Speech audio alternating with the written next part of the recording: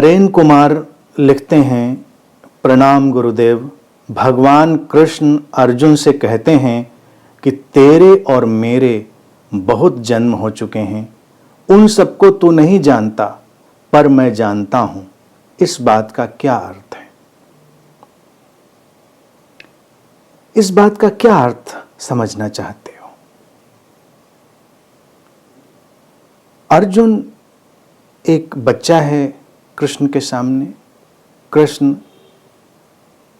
उस अस्तित्व के परम स्रोत से लयबद्ध एक चेतना है।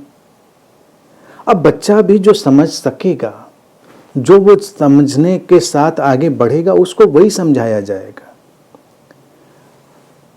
जन्मों जन्मों की यात्रा और इसमें भरोसा करने की जो बात है, अर्जुन उसी में पला बढ़ा है, तो कृष्ण उसके साथ वही भाषा का उपयोग करेंगे। इसमें अर्थ कोई नहीं है। कृष्ण एक कुशल गुरु की तरह, कुशल नेतृत्व करने वाले व्यक्ति की तरह वहां पर काम कर रहे हैं। तो उनके एक एक बात को अक्षर से नहीं लेना चाहिए। देखिए, किसी भी गुरु की बात को जब हम अक्षर से पकड़ते हैं तो समस्या खड़ी होती है। मेरी भी बातों को नहीं, अतीत में मैंने भी ऐसे ही बातें करी हैं, क्योंकि मेरे सामने वैसे बच्चे हैं, तो वो बात करनी पड़ती है। वो कहते हैं कि अनेक अनेक जन्म हो चुके हैं, तू नहीं जानता मैं जानता हूं। तो भरोसा आता है थोड़ा कि कोई दमदार व्यक्ति है सामने, कि भाई देखिए ऐसी चीज जानता है जो मैं नहीं जानता। और फिर ये जन्म जन्म का जो चक्कर है, ये ऐसा विचित्र है कि इसको समझाना संभव नहीं। व्यक्ति अपनी कल्पना लोक में इसकी कोई भी संरचना पैदा कर सकता है, लेकिन कृष्ण या कोई भी बुद्ध जब अपनी बात कहता है तो उसमें हमेशा अनेक अनेक तल होते हैं। वो स्टेटमेंट्स मल्टी लेयर्ड होते हैं। कभी कभी कोई ऐसे लोग भी वक्तव्य दे सकते हैं जो ट्विस्टेड हो सकते हैं, मैनिपुलेटिव हो सकते हैं, वो भी होता है।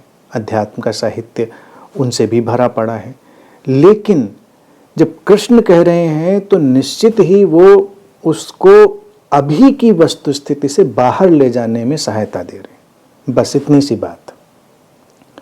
और अगर हम कृष्ण से पूछें कि इस बात का सचमुच में क्या अभिप्राय है, तो स्पष्ट उत्तर भी है कि हर क्षण एक नया जन्म तो है ही।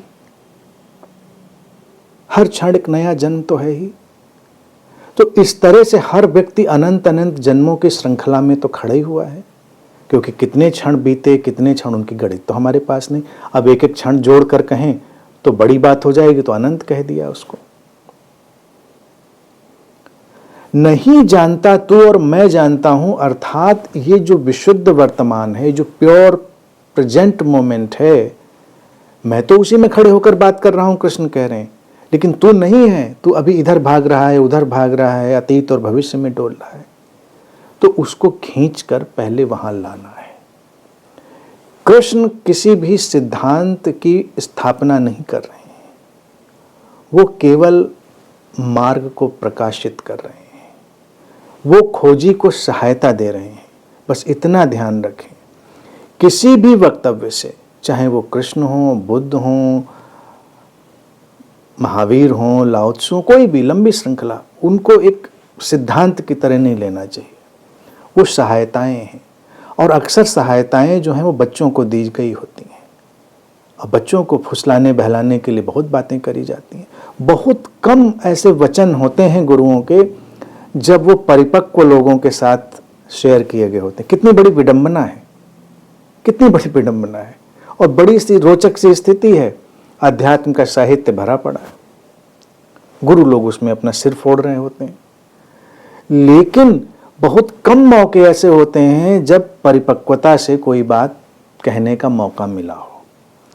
अगर हम संवाद में हैं तो संवाद में सामने वाले का ध्यान रखना पड़ता है, उसकी स्थिति समझ, उसके हिसाब से ही उसको गाइड करना पड़ेगा, अन्यथा वो कैसे आगे जाएगा।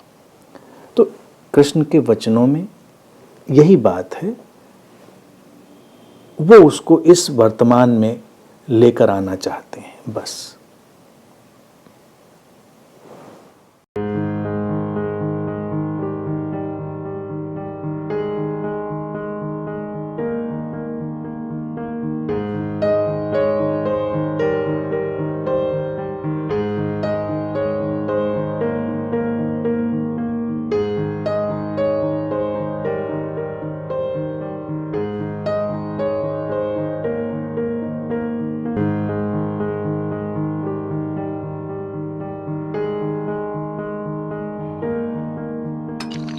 है।